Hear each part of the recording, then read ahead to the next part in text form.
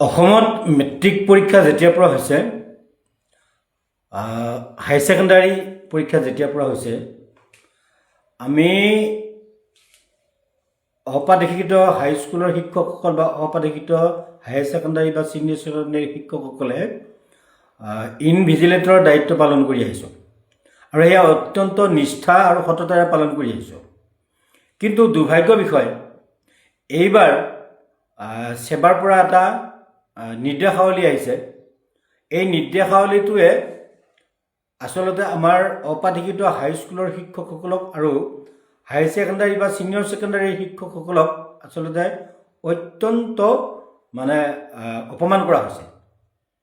অপমান কৰা হৈছে বুলি কিয় কৈছোঁ যে এই যিটো নিৰ্দেশাৱলী ছেবাৰ পৰা উলিয়াইছে, এই নিৰ্দেশাৱলীটোত কোৱা হৈছে যে আগৰ যি নিৰ্দেশাৱলীত ভেঞ্চাৰ স্কুলৰ বা অপাধিকৃত শিক্ষানুষ্ঠানবিলাকৰ শিক্ষকসকলক বা প্ৰাইভেটৰ যিবিলাক ব্যক্তিগত শিক্ষানুষ্ঠানৰ শিক্ষকসকলক ইনভিজিলেটৰ হিচাপে নিযুক্তি দিব পাৰিব বুলি আগতে নিয়মাৱলীত এই বিষয়টো আছিল। কিন্তু এইবাৰ সেই নিয়মাৱলীৰ উদ্ধৃতি দি সেই নিয়মাৱলীটিও উঠাই দি এটা নতুনকৈ নিৰ্দেশাৱলী দিছে যে অপাধিকৃত হৈ থকা শিক্ষানুষ্ঠানৰ হাইস্কুলৰ শিক্ষকসকল বা হাই ছেকেণ্ডাৰীৰ বা ছিনিয়ৰ ছেকেণ্ডাৰী শিক্ষকসকলে ইনভিজিলেটৰৰ দায়িত্ব পালন কৰিব নোৱাৰিব বা তেওঁলোকক এপইণ্ট কৰিব নোৱাৰিব। এইটো আচলতে এই নিৰ্দেশাৱলীটো দি আমাৰ এই অপাধিকৃত শিক্ষকসকলক অপাধিকৃত হৈ থকা বিশেষকৈ হাইস্কুলৰ শিক্ষক আৰু ছিনিয়ৰ ছেকেণ্ডাৰী বা হায়াৰ ছেকেণ্ডাৰী শিক্ষকসকলক ছেবা বা চৰকাৰখনে বা মাননীয় মুখ্যমন্ত্ৰী মহোদয় বা শিক্ষামন্ত্ৰী মহোদয়ে আমাক আচলতে চৰম অপমান কৰিছে। আমি সদৌ অসম অপাধিকৃত শিক্ষক কৰ্মচাৰী সংস্থাৰ তৰফৰ পৰা এই যিটো সিদ্ধান্ত আমি জানিব পাৰিছোঁ যে মাননীয় মুখ্যমন্ত্ৰী মহোদয় আৰু শিক্ষামন্ত্ৰী মহোদয়ৰ নিৰ্দেশত এই নিৰ্দেশাৱলীটো প্ৰকাশ কৰিছে ছেবাই। আমি মুখ্যমন্ত্ৰী মহোদয় আৰু শিক্ষামন্ত্ৰী মহোদয়ক আমি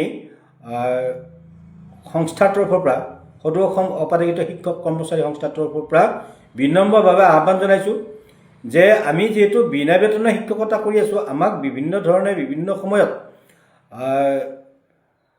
অপমান কৰিয়ে আহিছে।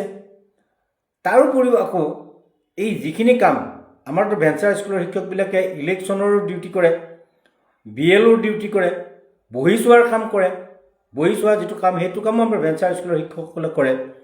এতিয়া পৰীক্ষাৰ যিটো ইনভিজিলেটৰৰ দায়িত্ব, এই দায়িত্বটোৰ পৰা আমাক আঁতৰাই থৈ আমাক যিটো আমি যিটো অপমান বোধ কৰিছোঁ বা আমাক অপমান কৰা হৈছে, এই সিদ্ধান্তটো পুনৰ বিবেচনা কৰিব লাগে আৰু অতি শীঘ্ৰে মাননীয় মুখ্যমন্ত্ৰী বা শিক্ষামন্ত্ৰী মহোদয়ে নিৰ্দেশ দিব লাগে ছেবাক নিৰ্দেশ দি আমাৰ এই ইনভিজিলেটৰ এপইণ্ট কৰাৰ কাৰণে তেওঁলোকে আগৰ যিটো সিদ্ধান্ত আছিল বা আগৰ যিটো নিয়ম আছিল, এই নিয়মটো বাহাল ৰাখিব লাগে।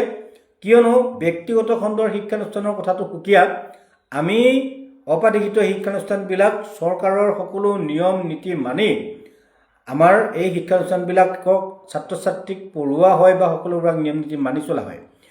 আৰু আমাৰ স্কুলবিলাক হ'ল অপাধিকৃত হৈ থকা, আমি কেৱল দৰমহা নাপাওঁ, বাকী সকলোবিলাক কাম আমি কৰিব লাগে। গতিকে দৰমহা নিদি আমাকতো দীৰ্ঘদিন বিনা বেতনে আমাক এই কামত খটুৱাইছে। এতিয়া আমি ইনভিজিলেটৰৰ যিটো দায়িত্ব, এই দায়িত্বটোত আমাৰ এটা সন্মানো জড়িত হৈ আছে। এই শিক্ষকসকলে আমি দৰমহা নাপাওঁ বুলি আমাক এনেকৈ অসন্মান কৰা কথাটো আমি সদৌ অসম অপাধিকৃত শিক্ষক কৰ্মচাৰী সংস্থাই সহজে মানি ল'ব পৰা নাই।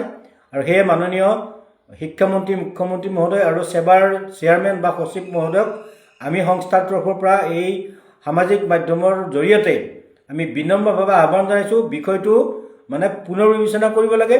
পুনৰ বিবেচনা কৰি আগৰ যিটো নিয়ম আছিল যে ভেঞ্চাৰ বা অপাধিকৃত শিক্ষকসকলক ইনভিজিলেটৰ হিচাপে নিযুক্তি দিয়াৰ যিটো নিয়ম আছিল, এই নিয়মটো বাহাল ৰাখিব লাগে আৰু বাহাল ৰাখিবৰ কাৰণে শিক্ষা বিভাগক নতুবা